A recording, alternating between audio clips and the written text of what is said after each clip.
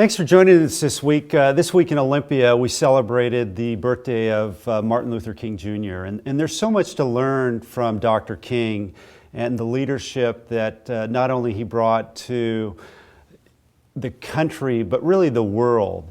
One of the things that he was a huge proponent of was let's get everybody involved in that spirit of community service. He often talked about, don't consider it a day off, consider it a day on. And it was that spirit of service as far as one of life's most persistent and urgent questions is, what are we going to be doing for others? The other thing that I think we need to think of as far as a society is Dr. King was really worried about violence and the propensity in America for violence. And I kind of cringe if you were to think that where we've gone with our TV shows and where we've gone with our video games. And I think I'm not one for censorship, but I think all of us have a responsibility to make sure that that's not where our market is, that our minds are on better things, on uplifting our community, on doing well for others, on getting educated, on that commitment to excellence that was such a central component and such a central part of who Dr. King was.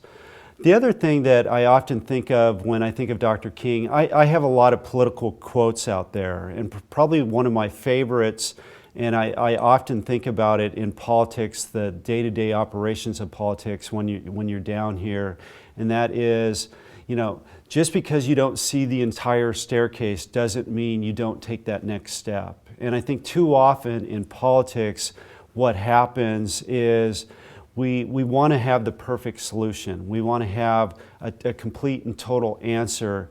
But too often, we don't make that first step because we don't have all the answers. And I know incremental politics isn't everybody's favorite, but really in our system of democracy, sometimes we need to make those incremental steps, because when you add incremental steps to incremental steps, you really do get to the end point that where you get the movement that Dr. King really had dreamed about. So I think there's lots of lessons in leadership. I think there's lots of lessons in community service.